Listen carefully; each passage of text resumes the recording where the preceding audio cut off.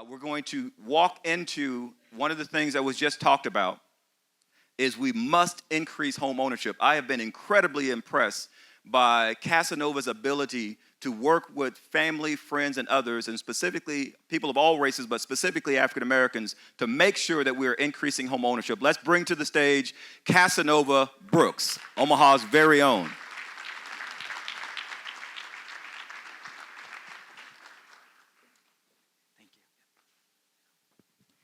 Hello, good morning. How are we all doing? Great to hear. So first off, I want to say thank you to Mr. Willie Barney. Thank you to the entire Empowerment Network, and thank you to the City of Omaha for continuing to bless me and allow me the opportunity to be able to serve each and every one of you.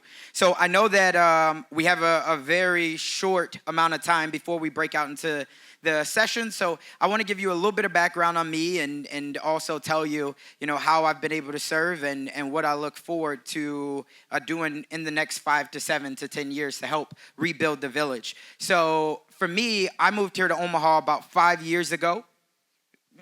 Great, thank you. So for me, I moved here to Omaha about 5 years ago. I came here from Sioux City, Iowa, but originally I'm from south side of Chicago. So to give you a little bit of insight on how I connect with many of you, is I was raised by a single mom. How many people in this room have been introduced to the single parent lifestyle?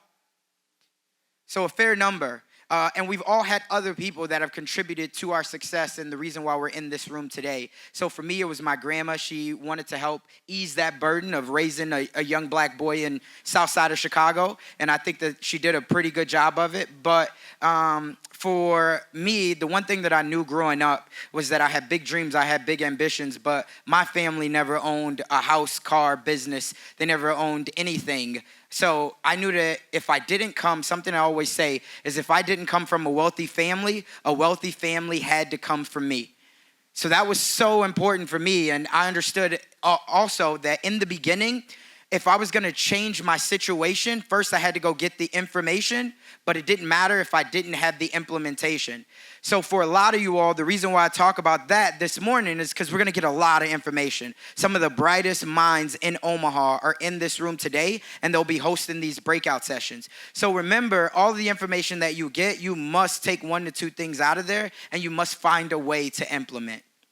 Now, for me, I am a real estate agent and investor. The reason why I got into real estate just 4 years ago, no prior knowledge, nobody in my family was in real estate, no prior experience. It was because I heard that he or she who owns the land makes the rules. So that was very powerful for me because I was like, man, nobody in my family ever owned any land. So how could I change that trajectory for those who would come after me? So I felt, what better way for me to learn how to own real estate, the most prized possession? They say the best time to invest in a real estate was 20 years ago. Does anybody know what the second best time is? Now, today.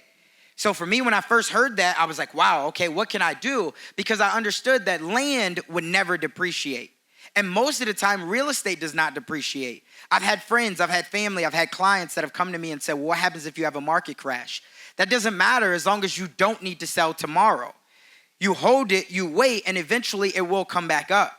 And if anything was to happen to you, God forbid, at least you have something to pass down to your kids. You have something that has been appreciating over time, and you have control. I heard the word today that's already been mentioned, and I've been hearing it for the last couple of years, which is gentrification.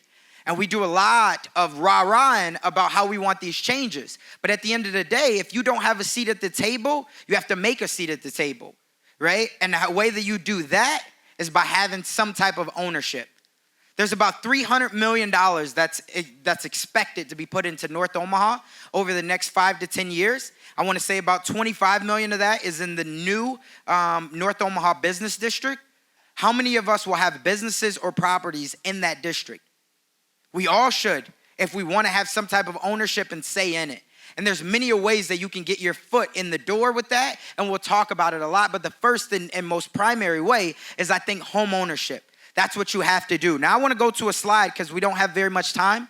But looking at this, home ownership has been on the rise, right? But what you can see here is African-American home ownership is in a decline. And that's a very, very, very hard thing for me to swallow because that's something that I promote all the time.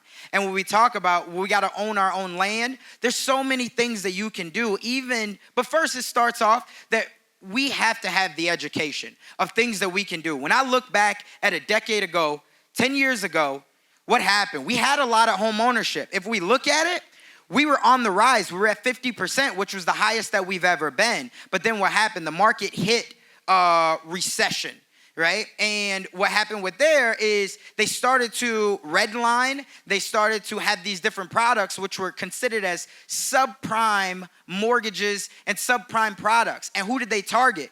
They targeted African Americans. They targeted people that were already living in poverty. Why did they target those people? Because those people, they figured, didn't have the information to do what was right, and they wouldn't implement the right strategies. And that's exactly what happened. So for us, we are at a national low, I guess over the last 25 years, that we're only at, if we look at it, 42%. And this is based off of the National Association of Real Estate Brokers. We're at 42%. What's even more eye-catching when I first saw these statistics is look at the other ethnicities. Right? We have non-Hispanics, we have whites that are at 73%, right? And then we also have current general home ownership, which is at 64%. So we are clearly behind the grade.